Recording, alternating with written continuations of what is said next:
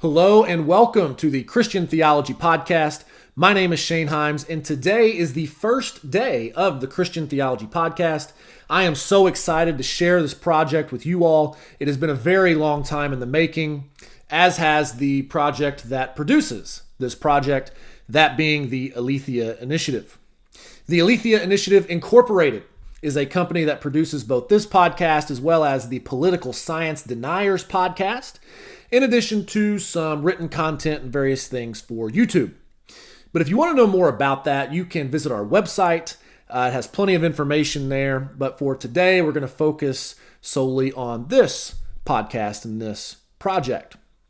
So in this episode, as an introduction, I would like to ask the question, why has evangelical theology left so many people wanting more from their faith? Because I think that the answer to that question, and really the question itself, is in large part at least, the motivation for this particular project. So that's what we're going to explore in today's episode. Before we do, I would like you to allow me to introduce myself very briefly and talk about a little bit of my background and what we're going to be doing in this project. So again, my name is Shane Himes. I grew up in a small town in central Arkansas. I grew up in the Free Will Baptist tradition, though I am right now the senior minister at the North Central Church of Christ in Bloomington, Indiana. So the Churches of Christ are sometimes called the Stone Campbell movement, or sometimes called the American Restoration movement.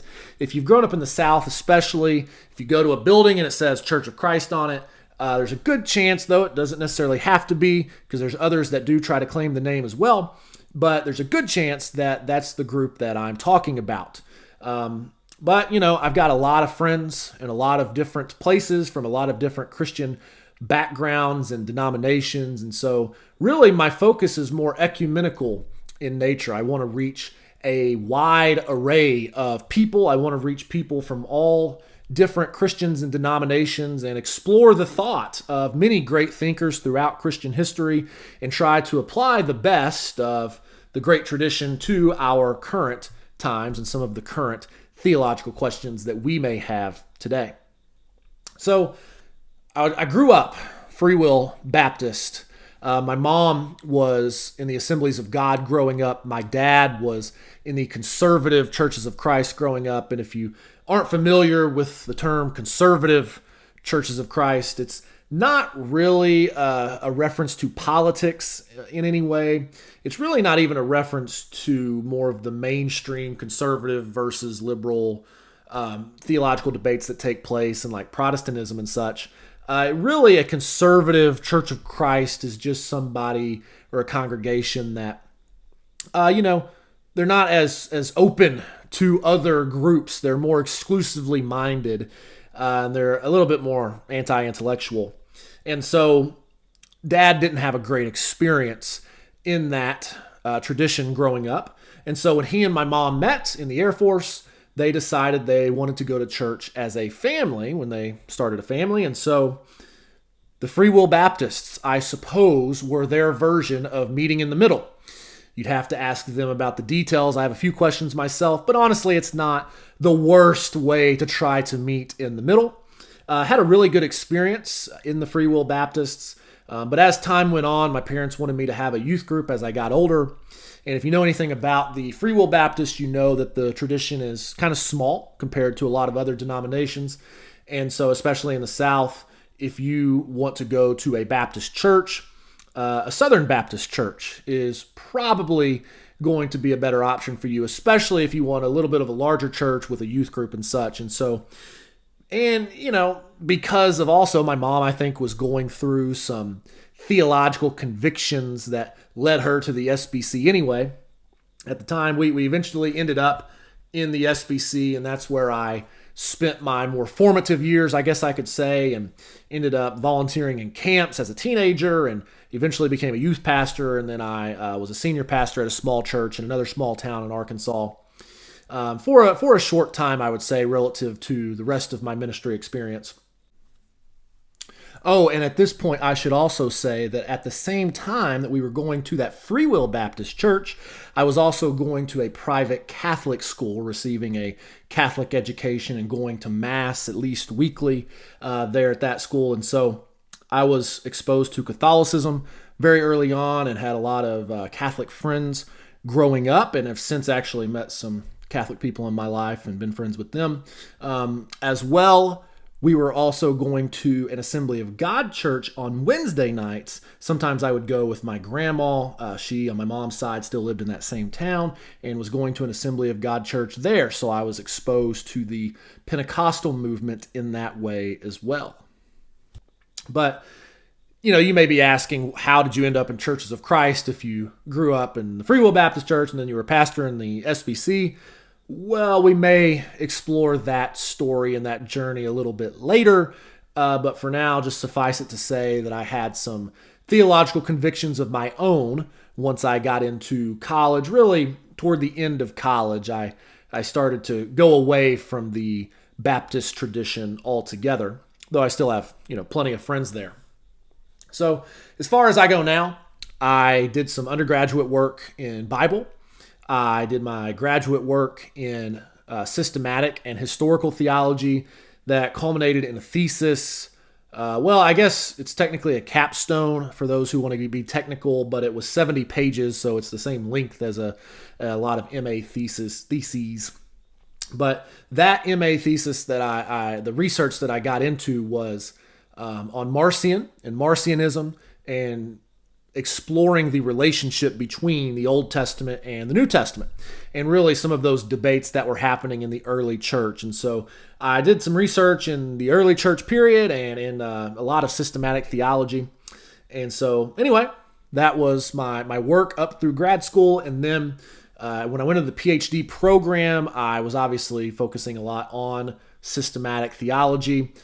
It was weird, as I got into my dissertation, I got into some philosophy of religion stuff with metaphysics and a little bit of modal logic and such. And so my dissertation is actually more focused on the models of God, which has more to do with metaphysics and philosophy of religion. But anyway, theology. But basically that's what I'm interested in. That's what my education is in. And that is what I do for a living, is teach and preach on theology and minister to people. So I'm also married to Caitlin. I overachieved in that department. I've got two great kids, Trinity and Malachi, and I've just had a great experience in my life. I've been very blessed. Like I said, a lot of different Christian backgrounds and Christians that I've been exposed to.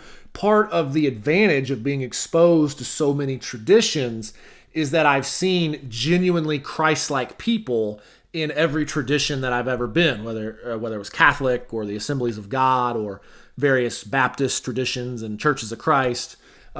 So I have an appreciation for a lot of different traditions, even though I don't necessarily agree with all of their conclusions. But, let's be honest. We've got plenty of enemies in the culture as it is. Christians don't need to make other Christians the enemy, at least in my opinion anyway.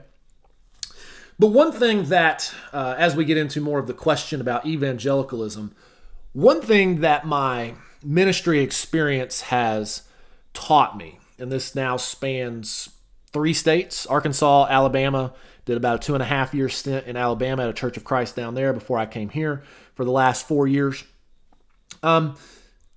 The 3 states, the nearly a decade now, 10 years, and the various traditions that I've been in, what I have seen in all of these places that I've been in is that evangelicalism, I guess you could say, or evangelical theology, has left a lot of people wanting more from their faith. So I talked to younger people, and they had some terrible experiences sometimes growing up in church. It's not that the whole thing was bad, because obviously, like I said, there's a lot of good Christian people in a lot of these different places, but the things that they are taught, sometimes at least, do not make much sense. And at least it asks them to suspend a lot of logic and reason in the process of learning such teachings. So for example, one thing that will come up all of the time is that young Christians sometimes think they have to believe that, they have to believe the earth is 6,000 years old. And that's just one example of many that I could point to. And it really does. It's a hurdle for a lot of people. They think I've either got to believe the earth is 6,000 years old or I can't be a Christian. Now, those of you who read theology and are listening to podcasts like this, maybe you haven't been exposed to as much of that, but I can assure you it is out there and they just sometimes don't know any better. But I think there's something deeper going on than just like age of the earth stuff in this. I think there's something fundamental about evangelicalism that has left a lot of people wanting more. It's not necessarily just anti-intellectualism on a lot of fronts. It also is just a lack of seriousness, I think I would say. You see, one advantage that a Catholic would have or an Orthodox would have is that their priests have to go through, at least I think it's an MDiv, before they can become priests at various parishes or congregations. There's no real quality control in some Protestant denominations, I would say. Some, of course, do, some of the mainline and such, but a lot of what are more considered the evangelical traditions don't necessarily have that same level of quality control. And so sometimes if you're at a small church in the middle of nowhere, there's no telling what can be said from the pulpit. And sometimes people will think that whatever the guy is saying is true. Just to give you a couple of examples, I've known a guy who was my age, and he thought growing up that, if he missed a Wednesday night and he didn't get back Sunday to take communion, then he would face an eternal conscious torment in hell because he died in a car wreck before he got back to church that Sunday. Little extreme, obviously. Hopefully a lot of people don't think that way, but that is a real interaction that I've had with somebody who is a pretty normal person by all standards, has a normal job, has a wife and kids and all of that, but he sincerely thought that this was the case growing up. And I guess I could go on with all kinds of conversations I've had with people. The whole age of the earth thing comes up. People wonder, can they believe in dinosaurs and believe in God? They see conflicts there. I've also seen that a lot of people face a lack of seriousness within the evangelicalism. Churches, they look like nightclubs a lot of times. So it's like you're faced with a dichotomy. You've got a church that may look like a nightclub, or you've got a church that tells you have to believe the earth is 6,000 years old. You have to definitely not believe in evolution or anything like that, or God is queer. Those seem to be sometimes the options. Now, obviously, that's not all of the options, and not all churches are this way. There's many good churches out there. But on the whole, I think if you read online, if you talk with people, certainly my anecdotal ministry experience leads me to believe that evangelicalism has left many people wanting more. I have close friends even today who they grew up in a particular church that I know of, and they now don't really take Christianity very seriously because of the things they were taught in that church. And I think that that's just so sad, because obviously when you look at Christian history, there is a massive just treasure trove of intellectualism. There is a ton of great philosophy. Christians were often at the forefront of scientific advancement. It's a shame that Christianity in the culture at large would gain the reputation of being anti-intellectual. But I would be lying to you if I told you that in some ways we didn't earn it. There are just some things that are said that don't make much sense. And young people, I can assure you, are listening. I've talked with teenagers, it's the same thing, young adults, even older people. I've talked to people who have been Christians for 60, 70 years, and they'll tell me something that I taught about, or I told them something a little different than what they had heard growing up, and they'll say, I always thought that there was something way off with X, Y, and Z, but I never thought that I could question it, which is another issue. Sometimes people don't think that they can ask questions in church. They're not allowed to doubt at all. Otherwise, they don't really have a strong faith. Doubt is seen as the antithesis of faith in some evangelical circles. If they come from more of the megachurch stream, or sometimes the non-denominational stream, again, not all, but some, you have the opposite problem. You have the church as a nightclub. The pastor preaches a sermon, and it's extremely shallow. People have gone to church for years and years, and they haven't really learned much of anything. I can't tell you how many times I see in a Facebook group or something like that, somebody will say, I really wish my pastor, or wish my preacher taught on these things that we discuss in this group. Why do they ask that? Why do they say that? Because not every time, but a lot of times in evangelicalism, they're just simply not getting what people in my tradition growing up would have called meat. Ironically, because we didn't get a ton of meat growing up in some of the churches that I was in, though there were some good Christian people, but certainly there wasn't a lot of intellectualism going on, but a lot of people want more. A lot of people want more from their faith. If all you ever get is shallow teaching, then you will never be able to withstand some of these modern attacks on the Christian faith. The Christian faith will come to be seen as just an elementary thing. Why is it an elementary thing? Well, because in a lot of evangelical churches, you don't ever get past like a 5th grade level sermon. I mean, I've even heard people say you have to preach as though you are preaching to not just adults, but to 4th graders.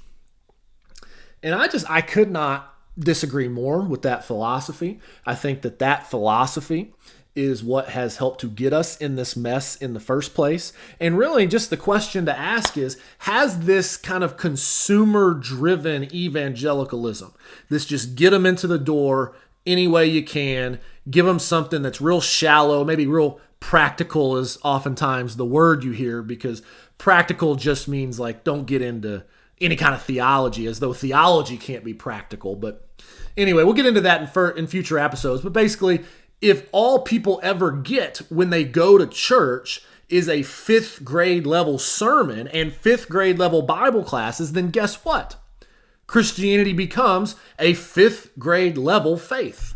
I mean, it's not hard to comprehend. And has this 5th grade level sermon strategy and 5th grade level Bible study strategy, just eliminate everything down to the lowest common denominator and just try to be inclusive of everyone and make everyone feel welcome and all that. Has that actually worked? I mean, just on a practical level, has that worked? The answer is no, because you can trace, when did churches start becoming, kind of similar to nightclubs? I don't know, 80s and 90s. Well, what has happened to religion, religious adherence, the Christian faith, the Christian faith's reputation since then? Well, it has not improved at all, really, since then. Now, you could say, well, that's, there's a lot of factors involved. Politics is certainly one of them.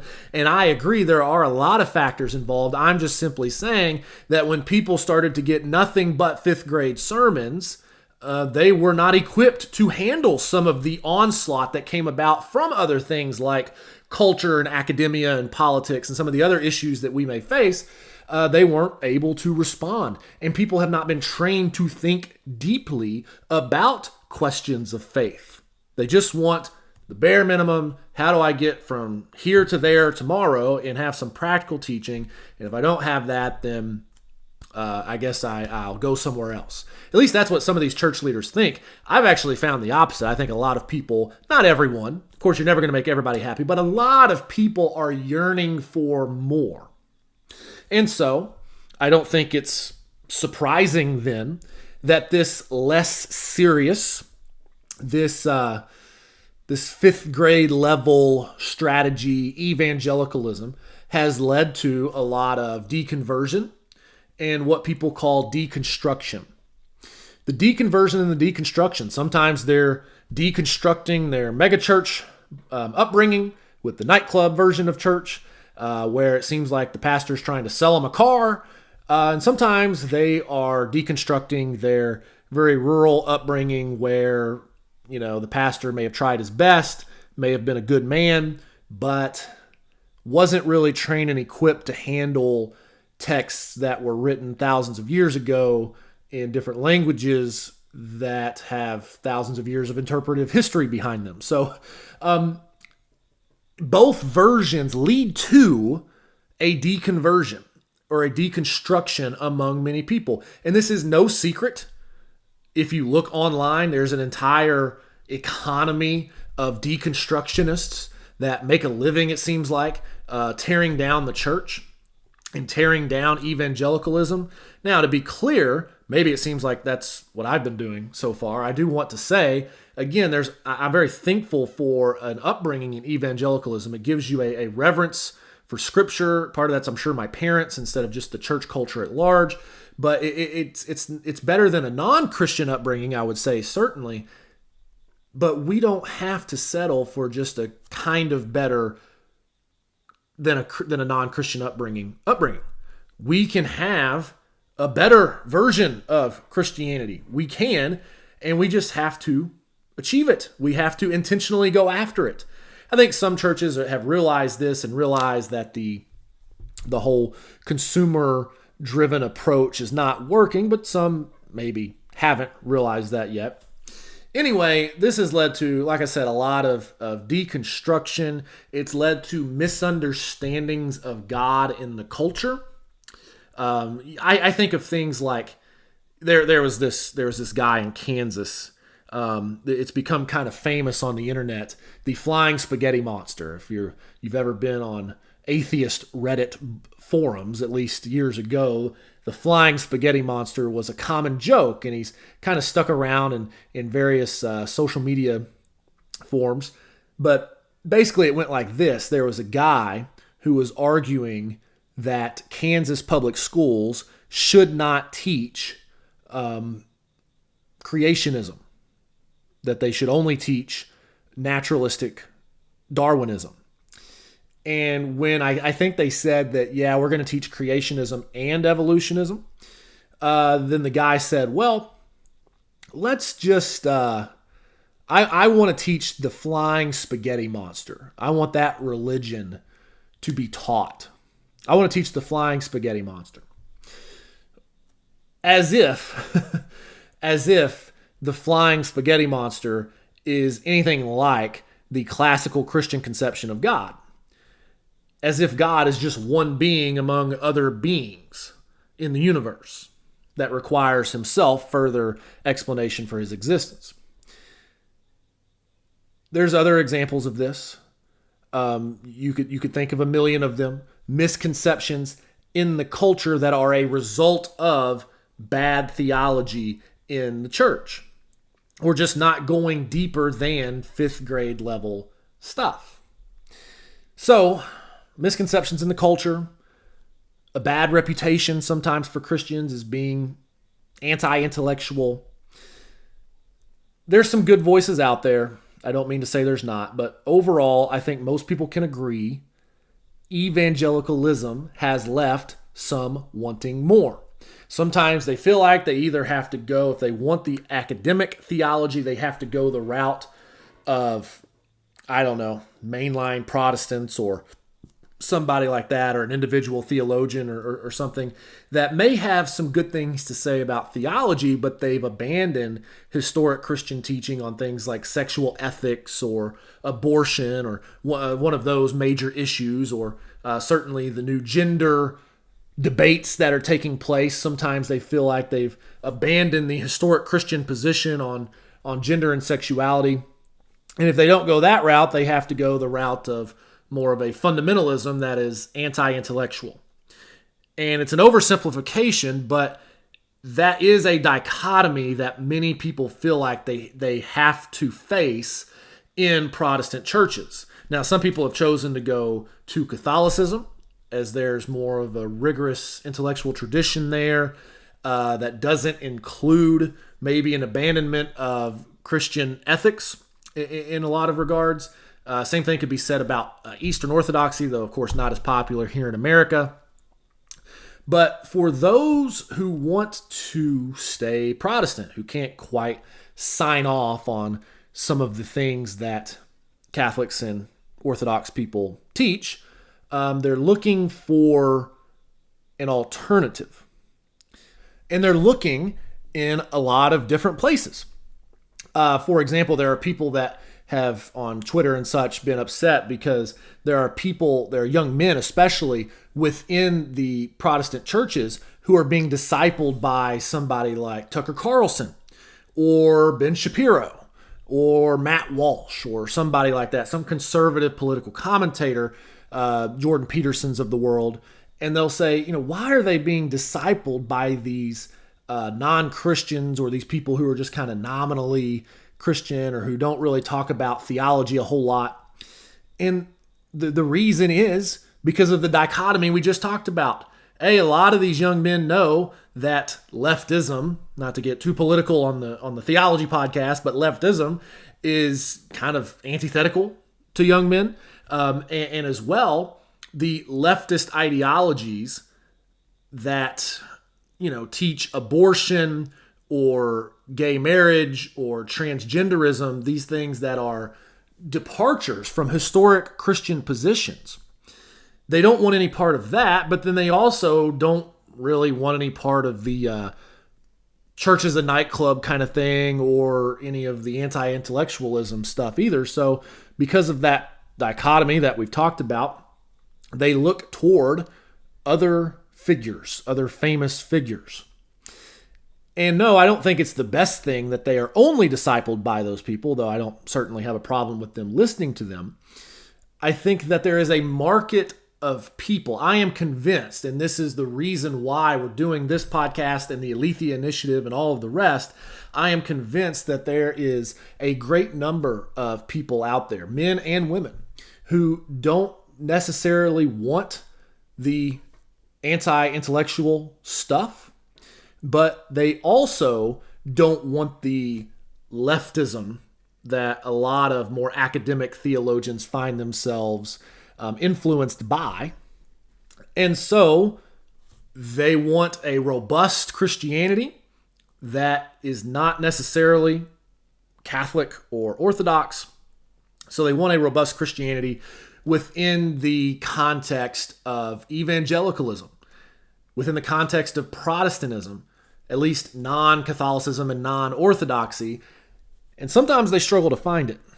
And so what we would like to do is to give an alternative, at least help be one of the voices that can be an alternative to this dichotomy that we've laid out. Now, some maybe have within evangelicalism offered an alternative. And this alternative seems to be sometimes Reformed theology or Calvinism, to put it more accurately or specifically, I guess I would say. You can be Reformed and not Calvinist, obviously, but a lot of these famous Christian people that we know of, John MacArthur, Vadi Bookham or Bockham, maybe I think is how you say his name. These people that get to go on the big shows, whether it's Fox News or the Daily Wire stuff or whatever it is, they are often Reformed. Allie Beth Stuckey, a very famous host over there at the Blaze TV. These people are Calvinists, but they also a lot of times will hold to at least some semblance of historic Christian teaching when it comes to ethics and whatnot.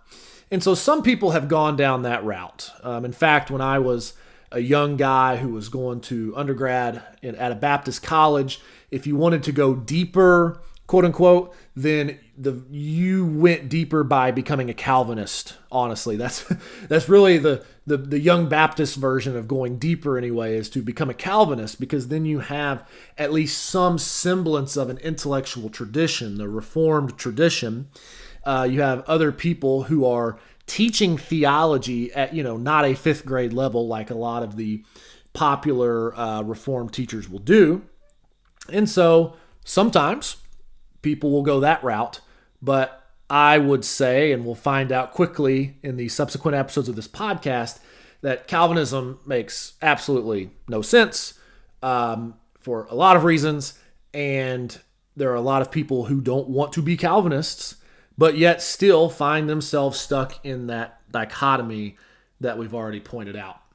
So, I guess to wrap this up, I would say that we desire to be a serious alternative to Reformed theology within the evangelical context, at least using that term sort of loosely, evangelical.